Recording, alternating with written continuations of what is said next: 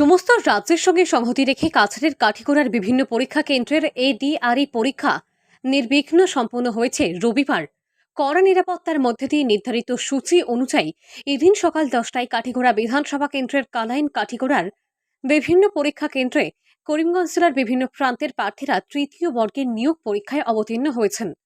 পরীক্ষা চলে দুপুর 1টা পর্যন্ত কোনো ধরনের অপ্রীতিকর ঘটনা ছাড়াই বিধানসভা কেন্দ্রের বিভিন্ন পরীক্ষা কেন্দ্রের পরীক্ষা সুষ্ঠুভাবে সম্পন্ন হয়েছে বলে জানিয়েছেন Katigorah circle officer doctor Robert Taylor. এদিকে পরীক্ষায় অবতীর্ণ হওয়া প্রার্থীরা সরকারের এমন পদক্ষেপকে সাধুবাদ জানিয়েছেন।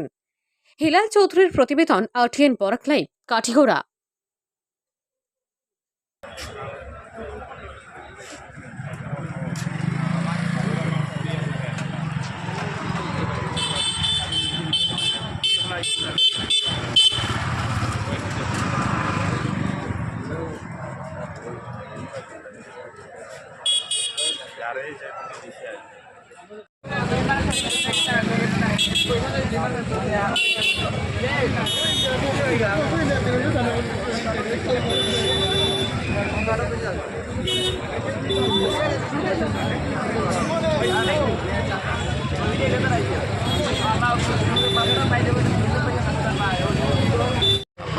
মতামত মানে এই যে সরকারের সুবিধা বা এই যে সিস্টেমগুলো করছে এ ব্যাপারে